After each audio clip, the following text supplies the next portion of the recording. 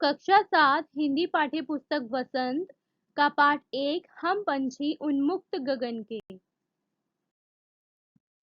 Hello बच्चों, तो आज हम आपका वसंत की पाठ्य पुस्तक का पहला पाठ पढ़ेंगे जो कि कविता है हम पंछी उन्मुक्त गगन के। ठीक है, तो बच्चों इस कविता में इसके जो कवि हैं उन्होंने हमें इस कविता में क्या बताया है, आज़ादी के बारे में। ठीक है, कि आज़ादी क्यों ज़रूरी है और उसका महत्व क्या है। ठीक है, तो इस कविता के माध्यम से उन्होंने हमें आज़ादी का महत्व बताया है। ठीक है, हम पंछी उन्मुक्त गगन के। जो कवि है वो कहता है कि जो पक्षी है वो कहते हैं कि हम पंछी यानी कि पक्षी, उन्मुक्त यानी कि खुले हुए। ठीक है, गगन आकाश या आसमान, हम खुले आसमान में उड़ने वाले पक्षी हैं। पिंजरबद्ध न गा पाएंगे, पिंजरबद्ध यानी कि पिंजरे में, पिंजरे में बंद रहकर हम गा नहीं पाएंगे। ठीक है, अगर हमें पिंजरे में बंद कर दिया जाए तो हम अपना जो गीत है वो गा नहीं पाएंगे। और जो गीत होते हैं बच्चों वो खुशी में गाए जाते हैं, है ना। जब उन्हें पिंजरे में ही बंद कर दिया जाएगा तो उन्हें खुशी ही नहीं होगी, तो इसीलिए वो अपना गीत नहीं गा पाएंगे। ठीक है, कनक तीलियों से टकराकर, कनक तीलियों यानी कनक यानी सोना। ठीक है, सोने की सलाखें,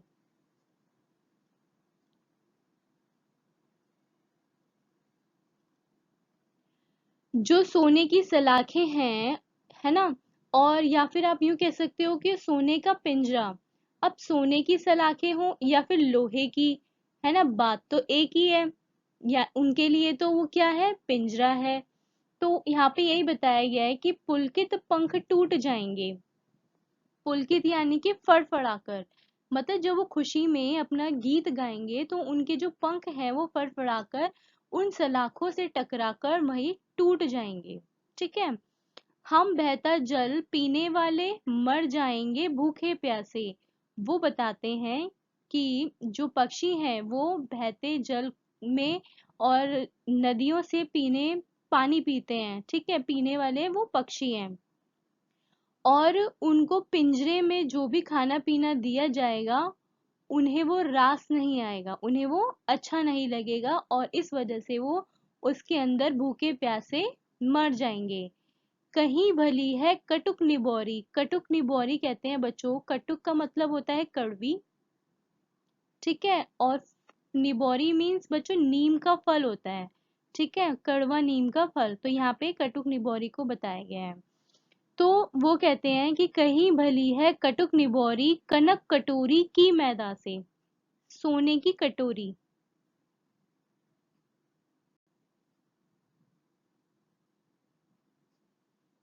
ठीक है, वो कहते हैं कि अगर हमें पिंजरे में बंद रहकर सोने की कटोरी में जो मैदा दी जाएगी खाने के लिए उससे ज्यादा बेहतर है आजादी से, आजादी में रहकर हम उस कड़वी निबोरी को खाना पसंद करेंगे। ठीक है, उन्हें सोने की कटोरी में कुछ भी दिया जाएगा तो वो उन्हें खाना पसंद नहीं आएगा, उन्हें वो रास नहीं आएगा। इससे तो बेहतर है कि वो खुले आसमान में उड़कर आजादी से उस कड़वी निबोरी को खाना पसंद करेंगे। ठीक है, स्वर्ण श्रृंखला के बंधन में अपनी गति उड़ान सब भूलें। अब बच्चों स्वर्ण श्रृंखला क्या है, यहाँ पे सोने की कड़ियां। ठीक है,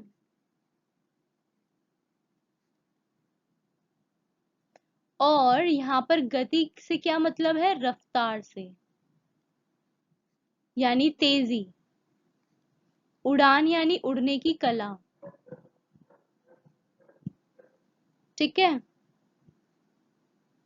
अब बच्चों यहाँ पे पक्षी कहते हैं कि हम पिंजरे में बंद होने की वजह से अपने उड़ने की जो गति है, अपने उड़ने की तेजी को और अपने उड़ने की कला को पूरी तरह से भूल चुके हैं। ठीक है, बस सपनों में देख रहे हैं तरु की फुनगी पर के झूले। अब यहाँ पे तरु क्या होता है, पेड़, है ना, वृक्ष।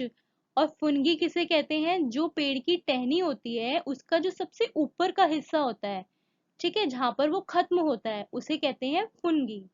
ठीक है, तो यहाँ पर पक्षी कहते हैं कि हम पेड़, जब हम पहले आजाद थे तो हम पेड़ पर उड़कर, जो उसकी टहनी है पेड़ की, उस पर सबसे आखिरी हिस्से पर उसके बैठकर झूला झूला करते थे। ठीक है, लेकिन अब वो क्या रह गया है उनका? बस सपनों में देख रहे हैं, अब वो उनका सपना बन के रह गया है। ऐसे थे अरमान कि उड़ते नीले नभ की सीमा पाने। वो कहते हैं पक्षी कि हमारा अरमान था, यानी हमारी खुशी थी, हमारी इच्छा थी कि हम कभी उस नीले आसमान में उड़ते, ठीक है, उड़ते उड़ते उस पेड़ की टहनी के जो आखिरी हिस्सा है जहां पर वो खत्म होता है, वहां तक हम पहुंचते। ठीक है, लेकिन वो उनका क्या रह गया है? सिर्फ सपना बन के रह गया है। लाल किरण सी चोंच खोल, अब उन्होंने अपनी चोंच को कैसा बताया है? लाल किरण सी खोल, चुगते तारक अनार के दाने। तारक किसे कहते हैं? तारों की तरह।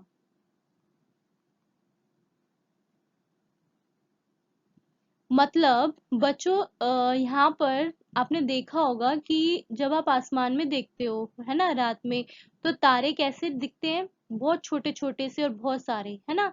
उसी तरीके से जो अनार के दाने होते हैं वो भी बहुत छोटे छोटे होते हैं, है ना। जब आप उसे बीच में से काटते हो तो वो भी बहुत छोटे से होते हैं, है ना। तो उसी तरीके से यहाँ पे तारों को किसके समान बताया गया है? अनार के दानों की तरह। ठीक है, तो वो पक्षी कहते हैं कि हम अपनी लाल किरण जैसी दिखने वाली चोंच से अनार के दानों को चुगते, लेकिन हमारा वो सिर्फ सपना बन के रह गया है ना, हमारी सिर्फ अरमान बन के वो रह गया है। वो कहते हैं कि गुलामी में रहने की वजह से वो सिर्फ हमारी ख्वाहिश ही बन के रह गई है। फिर वो कहते हैं कि गुलामी ने उनके सारे सपनों को, उनके सारे अरमानों का गला घोट दिया है। ठीक है, और वो उस वजह से कुछ भी नहीं कर पा रहे हैं। ठीक है, होती सीमाहीन क्षितिज से इन पंखों की होड़ा होड़ी, या तो क्षितिज मिलन बन जाता या तंती सांसों की डोरी।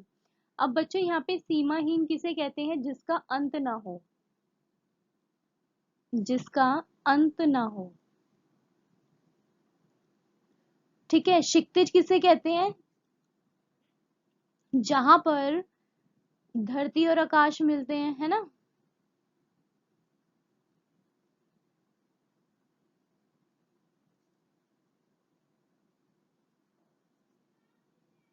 ठीक है, और तंती सांसों की डोरी, यानी कि इसका मतलब क्या हुआ?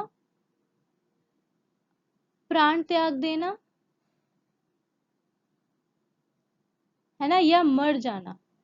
ठीक है, अब बच्चों इसका मतलब क्या है कि जो पक्षी हैं वो कह रहे हैं कि हम अगर आजाद होते, है ना, अगर हम पिंजरे में बंद नहीं होते, आजाद होते, तो हम आसमान की, है ना, नीले आकाश की सीमा को ढूंढने के लिए निकल पड़ते। मतलब उनकी इच्छा है कि वो जानना चाहते हैं कि जो आकाश वो कहाँ तक फैला हुआ है, उसकी कहाँ तक लिमिट है ना, कितना बड़ा आसमान है, वो ये चीज जानना चाहते हैं। इसलिए वो कहते हैं कि अगर हम आजाद होते तो हम आसमान की सीमा को ढूंढने के लिए निकल पड़ते।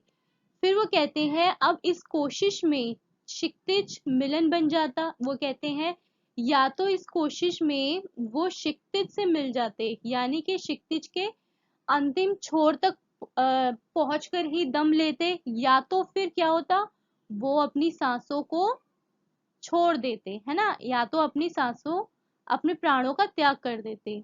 ठीक है, नीड न दो चाहे टहनी का आश्रय छिन भिन कर डालो। अब बच्चों, जैसा कि आपने यहाँ पे देखा, लिखा हुआ है कि पक्षी कह रहे हैं कि वो अपनी सांसों की डोरी, अपने प्राणों को भी का भी त्याग करने के लिए तैयार है। तो इससे हमें क्या पता चलता है कि उनके लिए उनकी आजादी कितनी जरूरी है, और वो जिसके लिए वो अपने प्राण तक त्यागने के लिए तैयार है ना। तो इससे हमें क्या पता चलता है कि उनकी आजादी उनके लिए बहुत प्यारी है।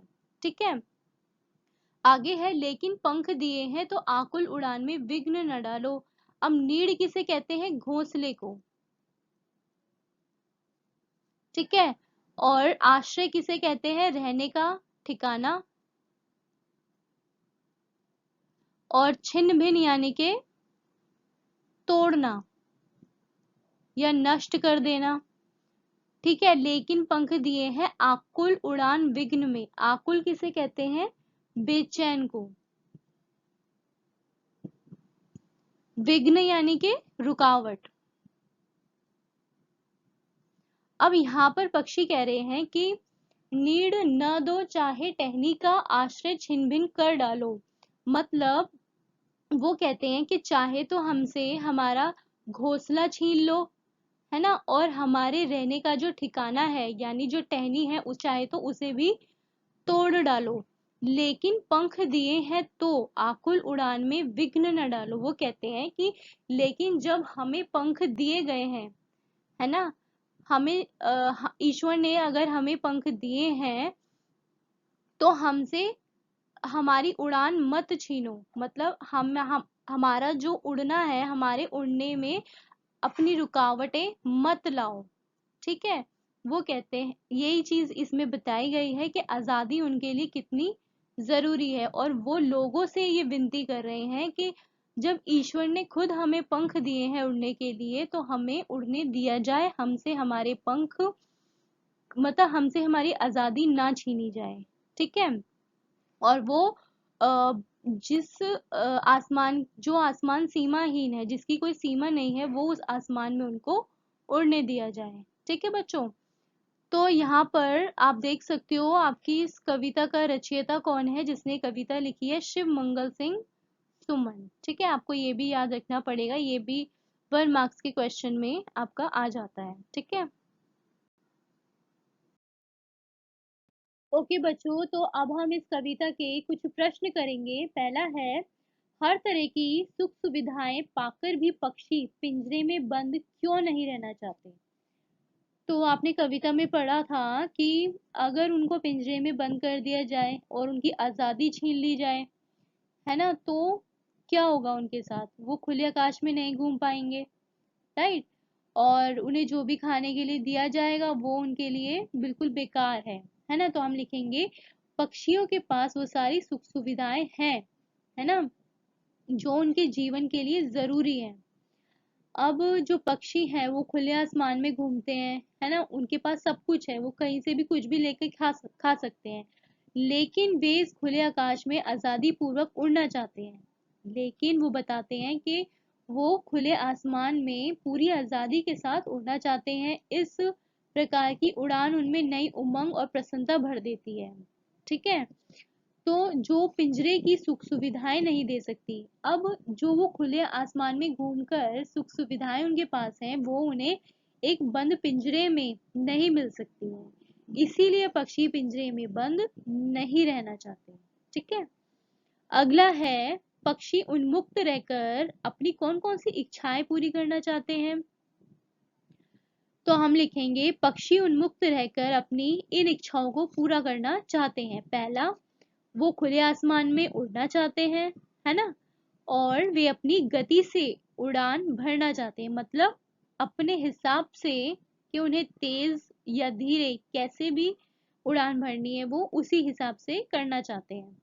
नदी झरनों का बहता जल पीना चाहते हैं, राइट, नीम के पेड़ की कड़वी निबोरियां खाना चाहते हैं, है ना, निबोरिया आपने पढ़ा था, जो नीम के पेड़ का जो फल होता है कड़वा, उसको वो खाना चाहते हैं, उन्हें वो भी खाना मंजूर है।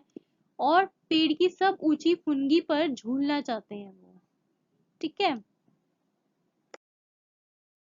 अगला है, भाव स्पष्ट कीजिए। अब यहाँ पर आपको कविता से एक लाइन दी गई है, या तो क्षितिज मिलन बन जाता या तंती सांसों की डोरी। अब इसका आपको स्पष्ट बताना है ना, कि भावार्थ क्या है इसका। आप इसमें लिख सकते हो कि क्षितिज का अर्थ है जहां धरती आकाश मिलते हैं। क्षितिज का मतलब क्या है बच्चों? जहां पर धरती और आकाश एक दूसरे से मिलते हैं, वो क्षितिज है। और पक्षी क्षितिज के अंत तक जाने की लालसा रखते हैं। ठीक है, वो चाहते हैं कि वो उसके अंत तक जाएं, फिर चाहे उन्हें किसी भी स्थिति का सामना करना पड़े, वो उससे नहीं डरते।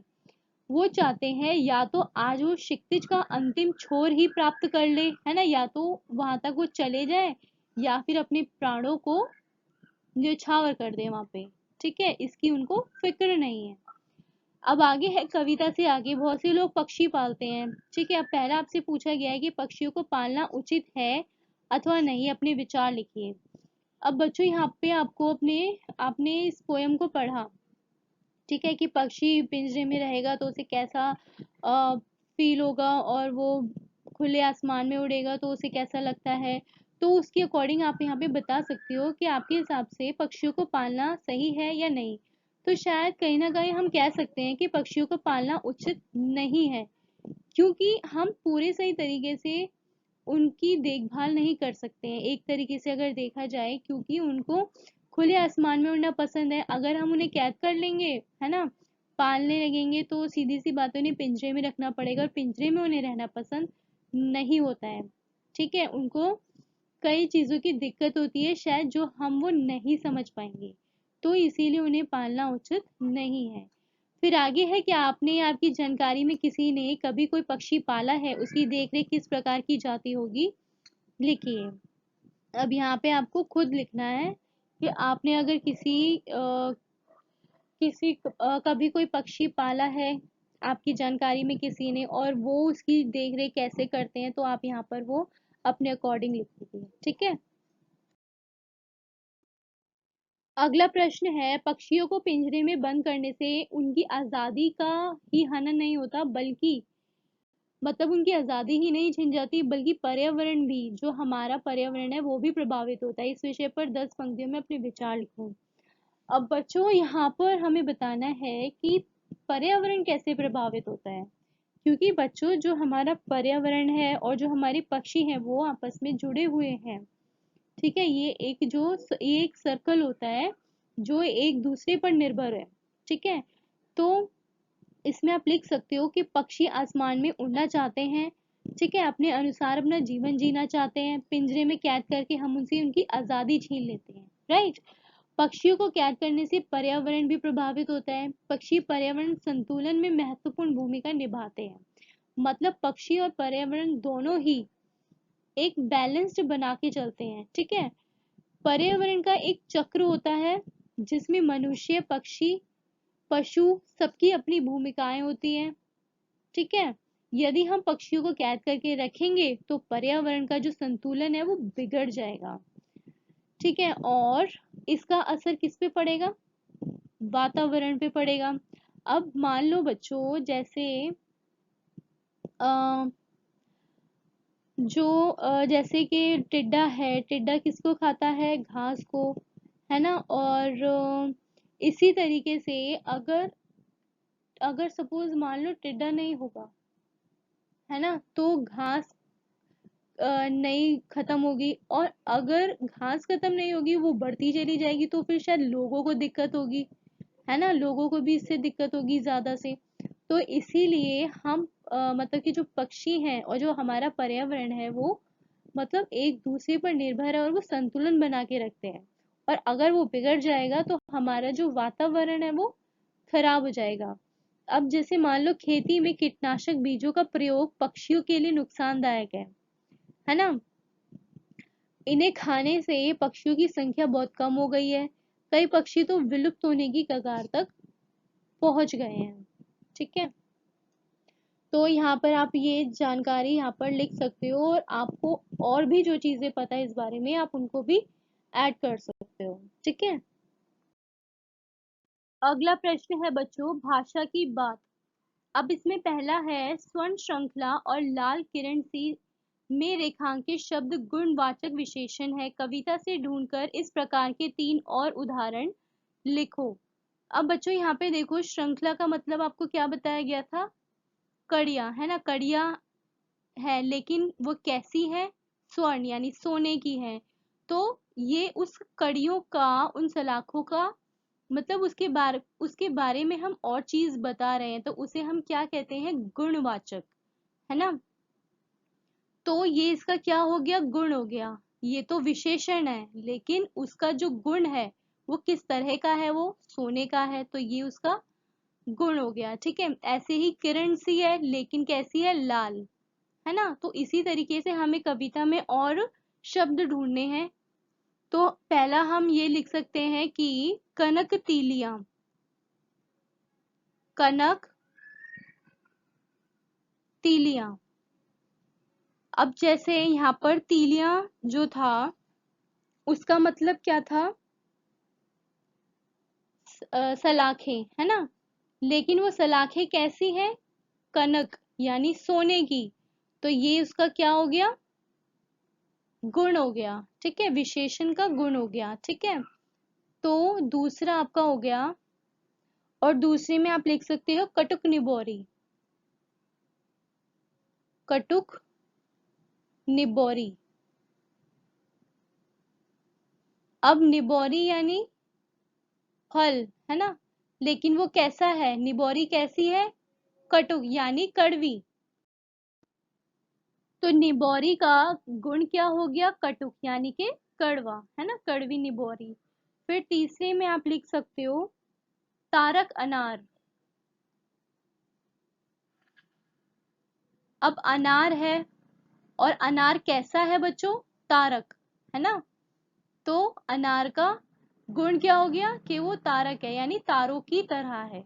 ठीक है, फिर अगला प्रश्न है, भूखे प्यासे में द्वंद्व समास है, इन दोनों शब्दों के बीच लगे चिन्ह को समासिक चिन्ह कहते हैं। जो यहाँ पर ये चिन्ह लगा हुआ है ना, इसे समासिक चिन्ह कहते हैं।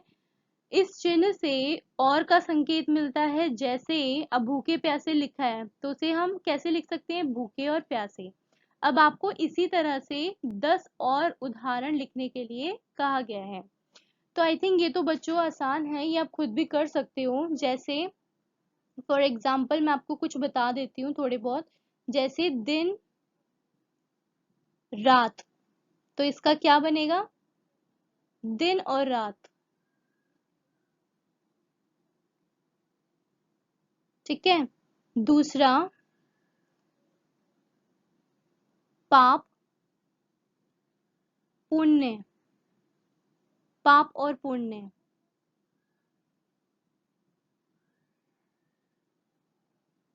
ठीक है, तीसरा ऊपर नीचे, ऊपर और नीचे।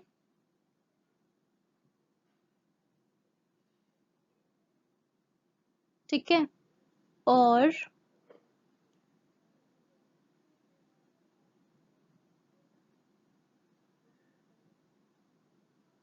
सच झूठ, सच और झूठ।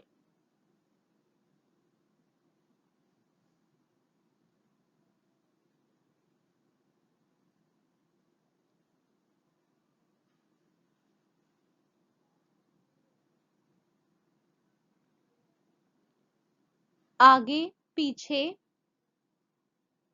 आगे और पीछे।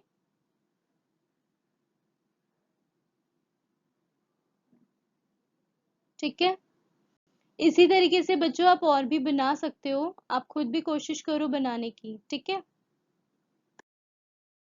जो हम इसके कुछ अन्य प्रश्न करेंगे कविता के, जिसमें पहला है, पक्षी कहाँ का जल पीना पसंद करते हैं। तो वो बहते जल का, है ना, नदी झरनों का जल पीना पसंद करते हैं। ठीक है, तो हम क्या लिखेंगे, नदी झरनों का जल। फिर है, पक्षी क्यों व्यथित थे, है ना, क्यों व्यथित है इस कविता में, क्यों परेशान है, क्योंकि वो बंधन में है एक तो, है ना, पिंजरे में बंद है। क्योंकि वे आसमान की ऊंचाइयां छूने में असमर्थ है ना, आसमान की जो ऊंचाइयां हैं उसे छूने में वो उन्हें छू नहीं पा रहे हैं, क्योंकि वे अनार के दानों रूपी तारों को चुगने में असमर्थ हैं। ठीक है, फिर अगला है, पक्षी कैसा जीवन जीना चाहते हैं, वो आजादी का जीवन जीना चाहते हैं, है ना, पक्षी एक स्वतंत्र जीवन जीना चाहते हैं। फिर फोर्थ है, पक्षी मनुष्यों से क्या चाहते हैं। तो हम लिखेंगे, पक्षी मनुष्यों से चाहते हैं कि उसे स्वतंत्र होकर उड़ान भरने दे। वे इसके बदले में अपना घोंसला और टहनी का अपना जो रहने का ठिकाना है, अपना आश्रय देने को भी वो तैयार है। वे हम लोगों से प्रार्थना करते हैं कि उन्हें ईश्वर ने जब उड़ने के लिए पंख दिए हैं तो मानव यानी मनुष्य उनकी उड़ान में विघ्न न डाले, ठीक है, या रुकावट ना डाले। अगला है, पंछी अपना मधुर गीत कब नहीं गा पाएंगे।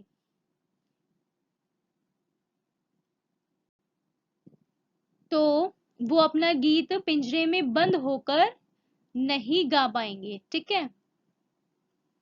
फिर अगला है, पंछियों के लिए पिंजरे में रखे मैदा से बेहतर क्या है। वो किसे बेहतर मानते हैं इसके बदले, जो कड़वी निबोरी है उसको, है ना। तो हम लिखेंगे पंछियों के लिए पिंजरे में रखे मैदा से बेहतर नीम का फल है।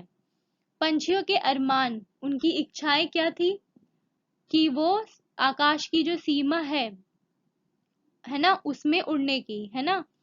तो हम लिखेंगे पंछियों के आकाश की सीमा तक उड़ने के अरमान थे। फिर अगला है, पिंजरे में पंख फैलने पर पंछियों की क्या दशा होगी। उनके जो पंख है वो सलाखों से टकराकर टूट जाएंगे, है ना। अगला है, ये कविता हमें किस बात के लिए प्रेरित करती है। तो हम लिखेंगे, ये कविता हमें इस बात के लिए प्रेरित करती है कि बंधन में रख रहकर या बंधन में रखकर हमें कितनी भी सुविधाएं क्यों न दी जाएं, है ना, सभी व्यर्थ हैं, यानी कि सभी बेकार हैं। स्वतंत्र जीवन में ही हम अपनी मतलब आजादी वाले जीवन में ही हम अपनी इच्छा से सभी कामों को पूरा कर सकते हैं, ठीक है। Do like, share and subscribe and keep watching. Thank you.